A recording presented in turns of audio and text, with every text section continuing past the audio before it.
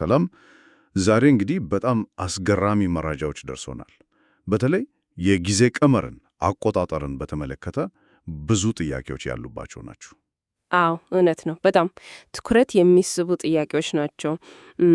በተለይ ደግሞ ያው በኢትዮጵያና በአውሮፓውያን አረዳደድ መካከል ስላሉ ልዩነቶች። ልክ ነው። እስኪ እንግዲያው ምንጮቹ ምን እንደሚሉ በጥልቀት ይኛቸው። እሺ። ብዙ ጊዜ የሚነሳ ጥያቄ አለ። ይሄ የአውሮፓውያንና የኢትዮጵያውያን አቆጣጠር ልዩነት የ7 ወይ 8 ዓመት ነገር ምንጮቹ ስለዚህ ምን ይላሉ? እንዴት ሊፈጠር ቻለ? ጥሩ ጥያቄ ነው። ምን መሰለ፣ ምንጮቹ እንደሚያሳዩት ይሄ ልዩነት በዋናነት የተነሳው ኢየሱስ ክርስቶስ የተወለደበት ወይም የተጸነሰበት ጊዜን ከማስላት ጋር በተያያዘ ነው። የኢትዮጵያ ኦርቶዶክስ ተዋሕዶ ቤተ ክርስቲያን የምትከተለው የራሷ ስሌት አላት።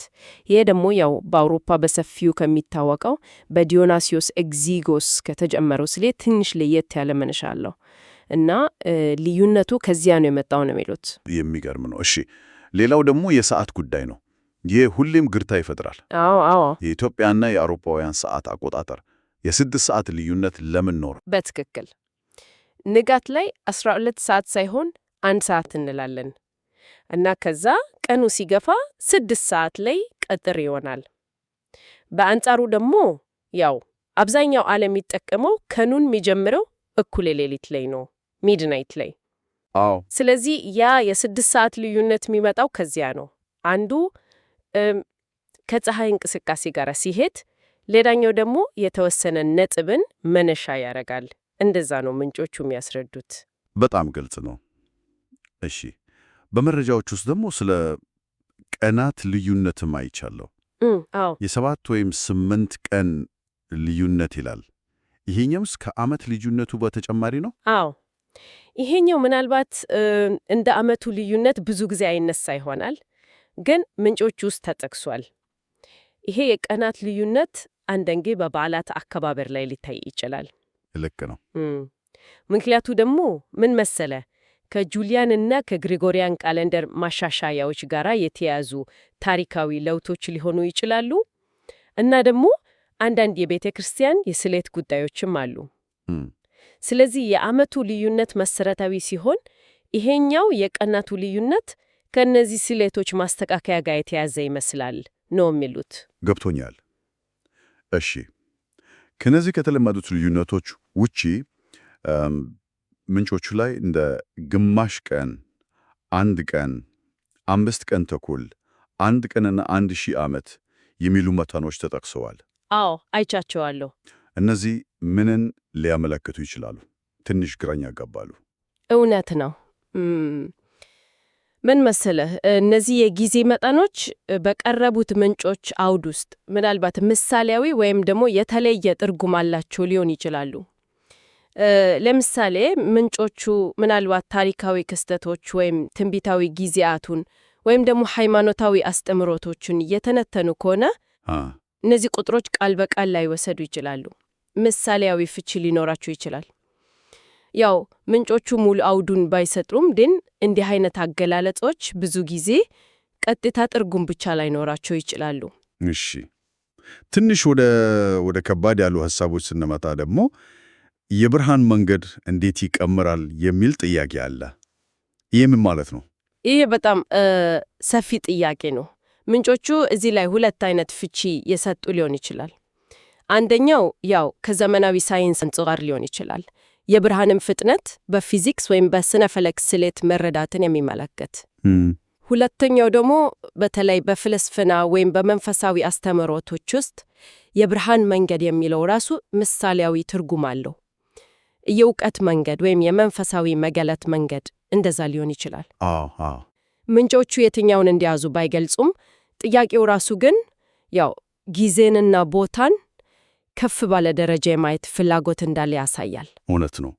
ከዚህ ጋር ተያይዞ ይመስለኛል ሌሎች ጥያቄዎችም አሉ። ለምሳሌ የአቆጣጠርን ትክክለኛነት በሳይንስ እንዴት ማረጋገጥ ይቻላል የሚል እና ደግሞ 8ኛው ሺህ በሳይንሳዊ ቀመር እና የወንጌላውያን አቀማመር የሚዩ እነዚህስ? እሺ፣ እነዚህ ደግሞ ታሪክን፣ ሃይማኖትንና ሳይንስን ለማገናኘት ወይም ለማነጻጸር የሚደረጉ ሙከራዎችን ያሳያሉ ምንጮቹ። የአቆጣጠርን ትክክለኛነት በሳይንስ ማረጋገጥ ሲባል ምናልባት ምንጮቹ እንደ አስትሮኖሚካል ክስተቶች ለምሳሌ የፀሐይ ግርዶሽ ወይም እንደ ካርቦን ዴቲንግ ያሉ ዘዴዎችን ተጠቅሞ ታሪካዊ ቀኖችን ለማረጋገጥ ስለሚደረገው ጥረት ሊሆን ይችላል። ስምንተኛው ሺህ ደግሞ ይሄ ብዙ ጊዜ ከዓለም ፍጻሜ ወይም ከአዲስ ዘመን መምጣት ጋር ተያይዞ በሃይማኖታዊ ትንቢቶች ውስጥ የሚነሳ የጊዜ ቀመር ነው እና በሳይንሳዊ ቀመር መባሉ ይህንን ከዘመናዊ ሳይንስ አንጻር ለመተንተን ወይም ለማስላት የሚደረግ ሙከራን ሊያሳይ ይችላል። የሚገርም ነው። የወንጌላውያን አቀማመር ደግሞ ያው በተለይ በአንዳንድ የወንጌል አማኞች ዘንድ የሚታመኑ የመጽሐፍ ቅዱስ የዘመን ስሌቶችና ትርጓሜዎች ይመስለኛል የሚመለከተው።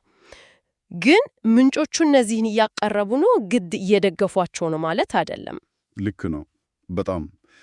በጣም አስገራሚ ነጥቦች ናቸው። እውነት ለመናገር እነዚህ ሁሉ ጥያቄዎች መነሳታቸው፣ በቀረቡት ምንጮች ውስጥ መገኘታቸው በራሱ ትልቅ ነገር ነው። በእርግጥ በጣም ትልቅ ነገር ነው።